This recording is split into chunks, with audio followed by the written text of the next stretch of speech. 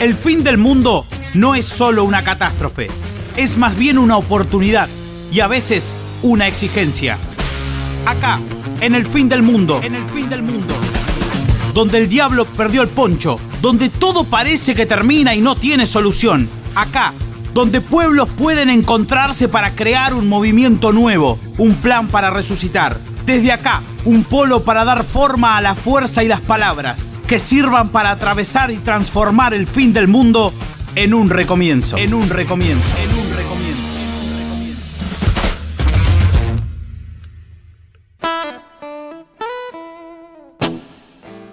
Polo formativo del fin del mundo, episodio 3. Transformación social.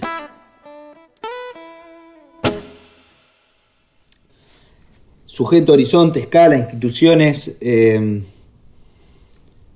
tema del cambio en general, del cambio político, de los cambios estructurales, de las transformaciones, y cuáles son las hipótesis de cómo eso se da y cómo se desenvuelve, son múltiples, pero con seguridad es un tema importante a la hora de hacer política. Detrás de qué se concibe que es hacer política, o sea, cómo se construyen las formas de transformar, hay una idea de, justamente, hay unas formas supuestas, ¿no? Una forma deseada, una forma superior, unas formas que hay que transformar en otras, y hay un centro ahí, digamos, conceptual, gráfico, que es cuál es la forma o cuáles son las formas que orientan. La esfera es la forma por antonomasia de la perfección. Sin embargo, cada vez menos el mundo entra en esa forma. Y cada vez es menos factible hacer cosas para llegar a esa forma. Entonces ahí hay una propuesta de que sean otras. Porque de lo amorfo hay que salir. Pero la perfección también es mortífera. Ahí Francisco propone la figura del poliedro como una forma inclasificable, pero con su propia armonía. La lógica del poliedro y después la jugada maquiavélica de la Laudato Si, que fue en algún punto construir un puente, unir, plantear una fórmula para la victoria, que fue sacar o unir el planteo medioambiental, el planteo verde, digamos, con el planteo social, con el grito de los pobres. Una fórmula que viene de la teología de la liberación, de la teología latinoamericana, que es grito de la tierra, grito de los pobres como una unidad. Eso en Europa, en Canadá, en Estados Unidos, en Australia, no es parte del sentido común, sino todo lo contrario. Es una lógica mucho más globalizante, mucho más despolitizada, el modo en el que se plantea la discusión ambiental. Y en eso, y planteando justamente el tema de la transformación, ¿no?, como una decisión y al mismo tiempo una audacia y una capacidad para no fragmentar las demandas, no fragmentar los planteos, no fragmentar las luchas, sino unir la potencia de la discusión medioambiental del centro, porque hay una problemática global, pero con las necesidades urgentes de las miles de millones de personas descartadas por este sistema. La jugada central que hay ahí es esta, ¿no? Es poner en otro esquema, conformar, configurar de otra manera el horizonte principal de la transformación social en el norte, de los sectores más avanzados comprometidos con la transformación, que es la cuestión ambiental o la cuestión ecológica, con el horizonte del sur, en el sentido de lo que tiene que ver con la desigualdad, la pobreza, la justicia y la justicia social. Y ahí hay como una conformación, ¿no? Hay una puesta en forma que, por otro lado, subyace a eso la cuestión de cómo ordenar, cómo encontrar otras maneras, otras formas de conectar centro y periferia con sus horizontes de transformación, lo mejor de sus horizontes de transformación en un dispositivo, en una figura que tenga una potencia tal que no pueda ser absorbida por los paradigmas clásicos, uno podría decir, con la conformidad del paradigma dominante. Y ahí aparece una reflexión sobre, por ejemplo, no solo cuál es el horizonte, que acá hay una conjugación de horizontes, el ambiental y el social, sino quiénes son los sujetos, quiénes son los actores y cómo se conciben los horizontes y la entidad de sus sujetos.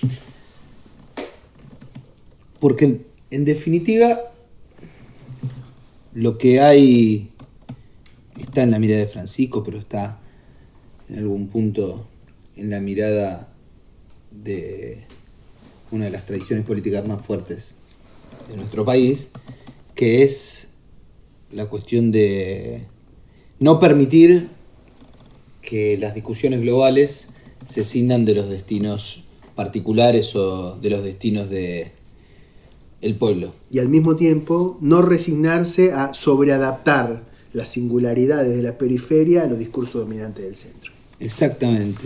Y ahí hay entonces una lógica de pensar más que en la dimensión de la ciudadanía como esa sociedad civil a la que se espera y a la que se interpela desde el imaginario del centro, sino pensar mucho más en la categoría pueblo y en el sujeto político, histórico, social del pueblo como algo que tiene una entidad más allá de los ciudadanos. Sí, y incorporar algo disruptivo, algo con sus propias aristas, algo con su propia potencia de torsión, de real. Uno podría decir lo que no cabe en las formas establecidas, pero que trae otra forma de ser, otra forma de concebirse, otra forma de actuar, otra forma de entender el poder, pero que al mismo tiempo no es tan otra que se desengancha, no se le regala el desenganche, sino que esa forma viene a transformar, ¿no? a interpelar las formas habituales. Sí, porque no plantea una ruptura y un olvido o un desechar absolutamente todo. Simplemente o potentemente viene a trastocar el orden de los factores y en eso desatar una nueva energía. En ese sentido hace un corrimiento de la alternativa a la alteración. Exactamente.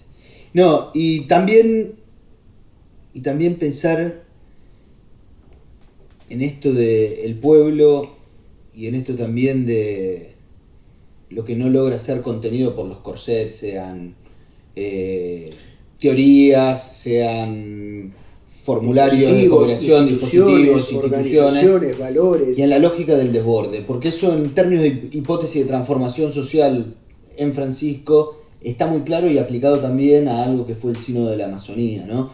Y eso es muy interesante, cómo se puede generar un proceso de transformación institucional, pero también social, desde una lógica del desborde. Bueno, la cuestión de los bordes es la cuestión de cuál es el límite. Y los límites son los que determinan la forma, ¿no? Y entonces ahí hay ir más allá de los bordes para encontrar otros y que lo que esté en contacto, lo que pueda ser considerado junto, en diálogo y en conflicto, sean otras cosas. El norte y el sur, el centro y la periferia, el poder y el no poder, lo revolucionario y lo conservador, lo pequeño y lo grande, la cuestión de las escalas.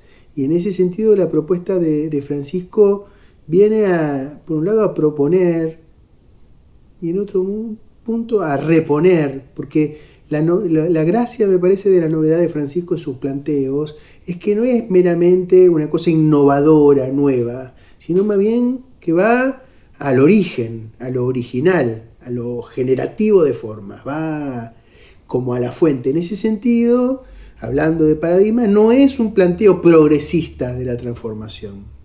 De Francisco no se puede decir estrictamente que sea progresista, en todo caso seguramente no se puede decir que lo sea en todos los aspectos. Tiene algo que no cuaja tampoco con las formas de clasificar la ideología, la actitud o la práctica de quien propone una transformación. Conjuga distintas maneras, decepciona mucho y uno podría decir desconcierta, ¿no? Y desorganiza proponiendo otra forma de organizar. Y en esa forma de organizar, al mismo tiempo tiene una apuesta por la claridad también, con indicaciones muy precisas.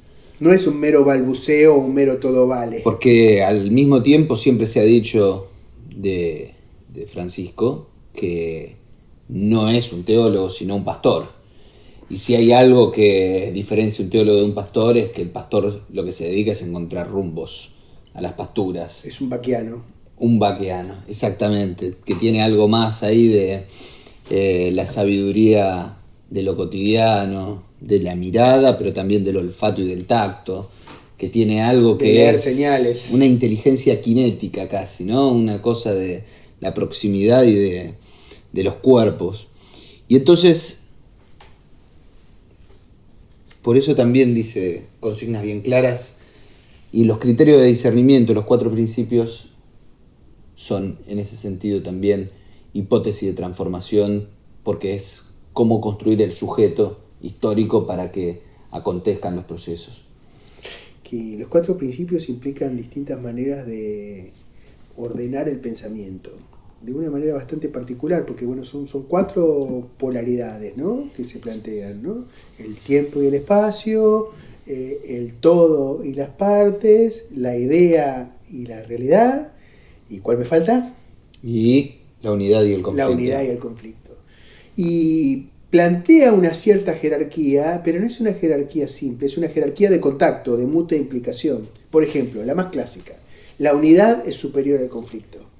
Además, el parágrafo de la Evangelii Gaudium que lo dice, inmediatamente después de decir la unidad es superior al conflicto, dice, el conflicto no se puede negar, ¿verdad? Y entonces la superioridad de la unidad sobre el conflicto supone no una negación o una desolución del conflicto, sino poner el conflicto en un lugar, encontrar una forma en que el conflicto encuentre un lugar y subordinar y condicionar la forma hacia el talante de la unidad, porque sí, es una unidad además, que tiene que vincularse con el conflicto. Y a mí me gusta, siempre lo insistís y lo mencionabas vos, Néstor, que es la cuestión de los criterios de discernimiento. Y respecto al tema de la unidad y el conflicto, lo interesante es pensar con qué actitud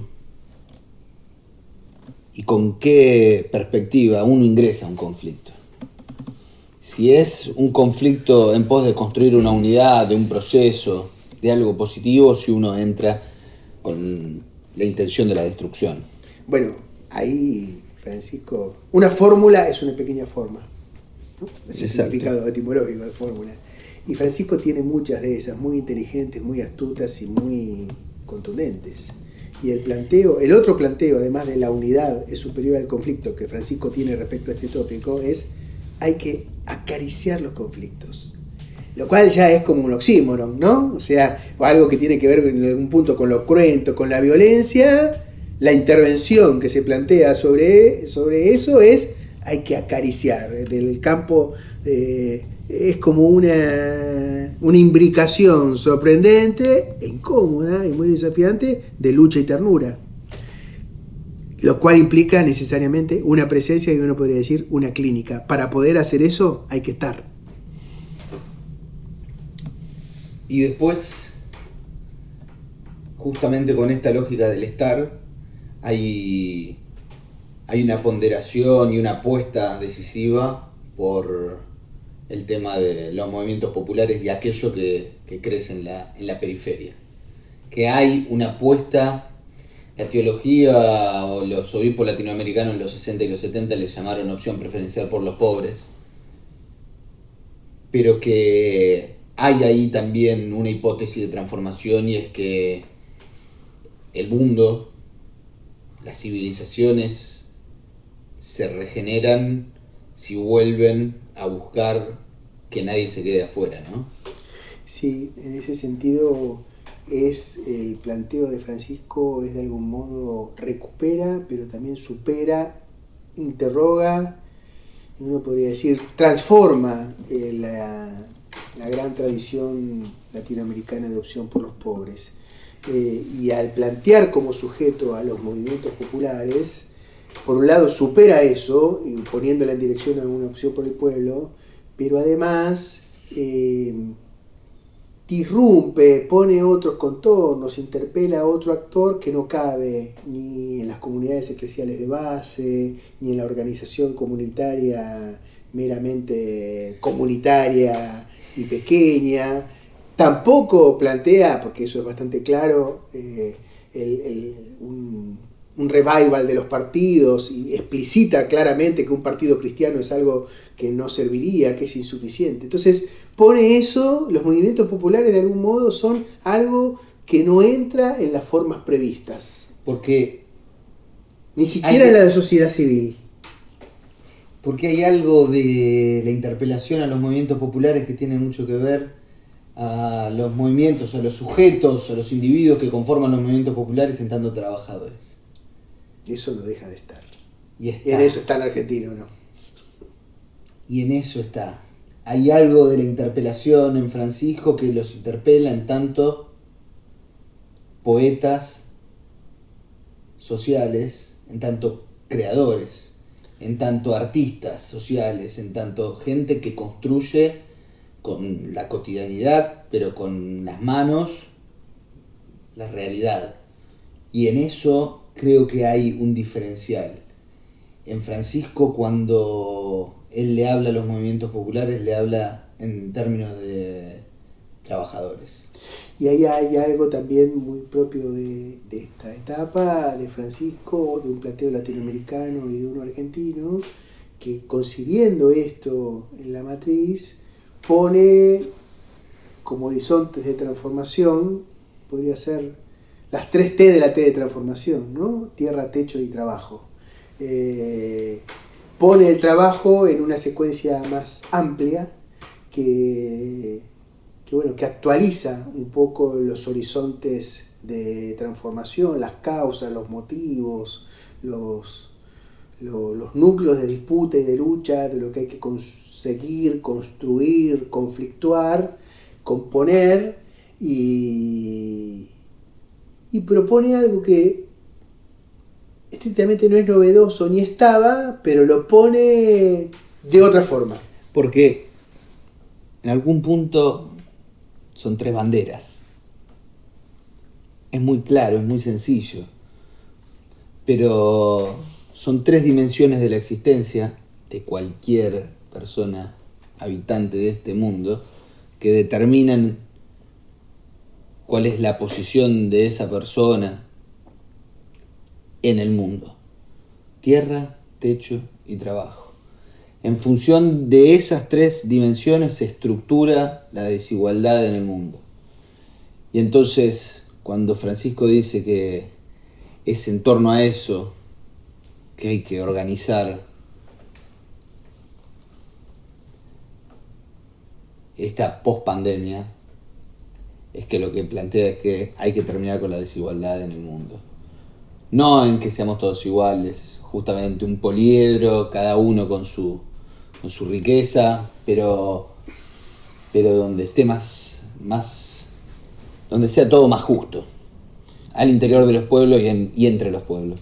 Y en ese sentido, ya que la pandemia y la inflexión que por un lado provoca, pero por otro lado expresa de lo que pasa con el sistema mundo, con el mundo actual, con la sociedad contemporánea, el planteo de Francisco de un plan para resucitar, plantea una cuestión que rompe realmente el paradigma. Porque hay una cosa interesante, Francisco, a diferencia de papas anteriores en el magisterio, no es tanto que critica o pide modificar el sistema, sino que critica el paradigma tecnoburocrático, el paradigma científico-instrumental.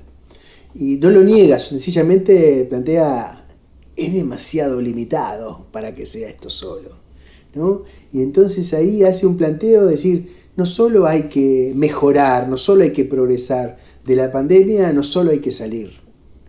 Frente a la pandemia y frente a la crisis civilizatoria hay que tener un plan para resucitar. Polo formativo del fin del mundo. Episodio 3. Transformación social.